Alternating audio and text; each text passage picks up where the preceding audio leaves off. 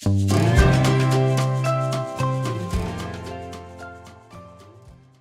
my name is Bruce Buchner, and I'm a volunteer here at the National Museum of the United States Army.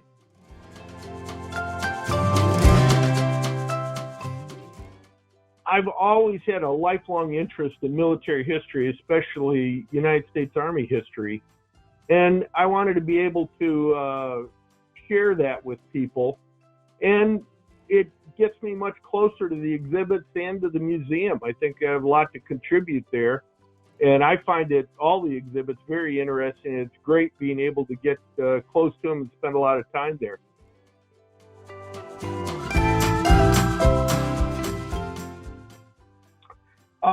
My favorite is probably Cobra King. That's the Sherman tank in the middle of the World War II gallery. It's got a great story. I don't know if you're familiar with it, but that was the General Patton's first tank in his thrust to relieve the 101st Airborne when they were trapped at Bastogne during the Battle of the Bulge. And that was the lead tank that broke through into Bastogne to relieve the paratroopers. And it was part of the 37th Armored Battalion. And that was commanded by a Colonel Abrams at the time, who later Creighton Abrams, who became Chief of Staff of the Army in the 70s.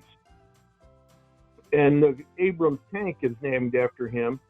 Patton considered him to be his best battalion commander, and that battalion was part of the 4th Armored Division, which Patton considered his best armored division. And the amazing part of the story is the fact that that tank survived. It was later used on more military operations, was heavily damaged at one point, taken out of service, and yet it survived the war and the cleanup afterwards and became a gate guard at one of the army bases in Germany. And it wasn't until relatively recently that somebody was looking at the serial number and went back and checked it, and it turned out to be Cobra King, which was the first tank into Bastogne. So it's kind of amazing that it survived and was finally identified and brought back to the United States, restored, and we've got it pride of place in our museum.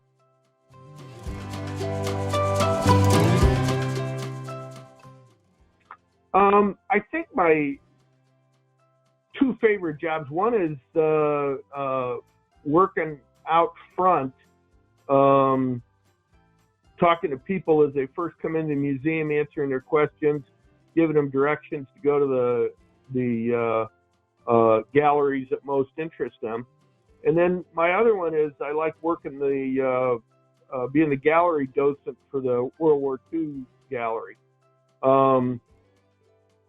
I'm most interested in that period of history and reasonably knowledgeable about it. And I like working in there and answering people's questions and so on.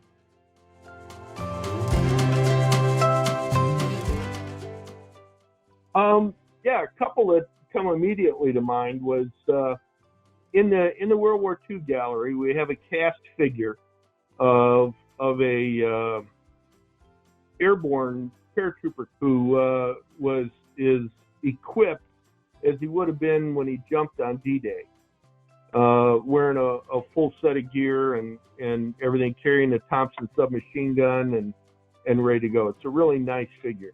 One day I was working in the World War II gallery, and a family came in, various generations, and the older gentleman called the kids over and went up to the figure and said, "Look, there's Grandpa." And it turned out that their grandfather had been, the older man's grandfather, had been a paratrooper and had jumped on D-Day.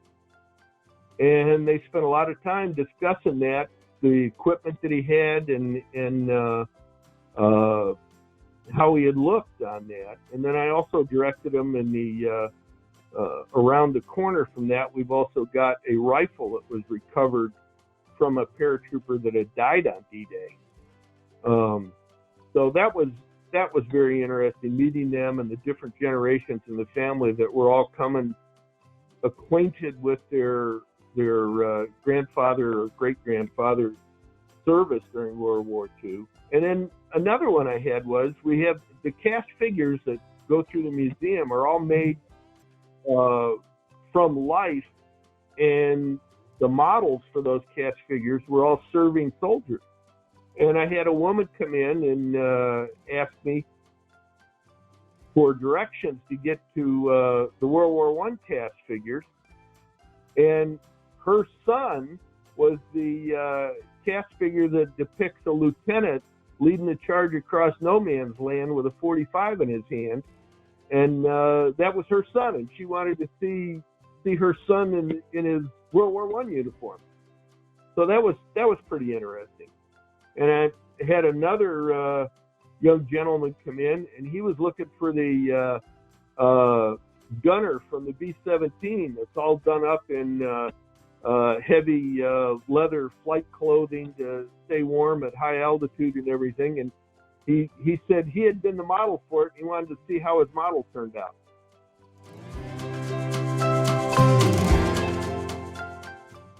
It's a calling that is very satisfying. It's never perfect, but no job is perfect.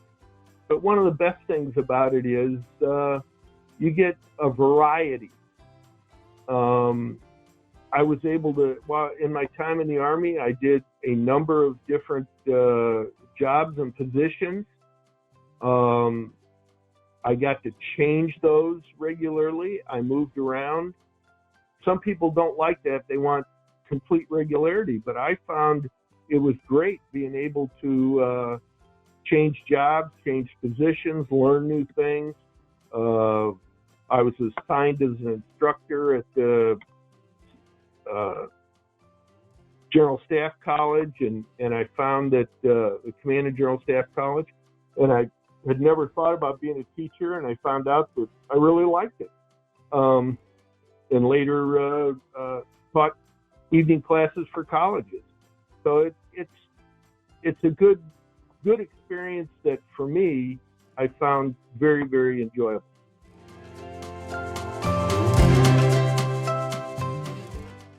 Well, volunteering with a museum, I think it's important that people know you don't have to be an Army veteran or a service veteran or necessarily have any connection to it to be a volunteer. And I think it's important that we get some people out sort of off the street, if you will, and get people who bring in other points of view so that our outlook can be oriented towards the public at large and not necessarily just at what Army vets might want. We need to make sure we face the museum so that it puts things that interest everybody in the United States, not just military retirees or people with military service.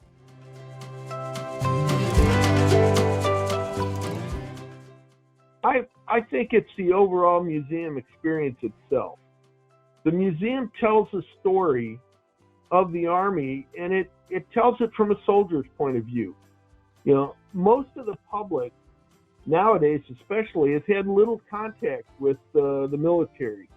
When I was young, almost everybody was a World War II veteran one way or another. They'd worked, even my mother worked in an aircraft plant. My father was on his way overseas. He had just gotten out of high school. And now there's not that many veterans that people necessarily get to know it. We have a lot of families that generation after generation serves the Army, but we have a lot of families and people who have never been associated with it. So people don't necessarily realize that throughout our history, the Army has been made up of ordinary people, and they sometimes do extraordinary things, and that's why we've been successful. You know, it's how we built our nation. So I think it's important for people to come, and I think they get really interested when they start seeing the story of these soldiers.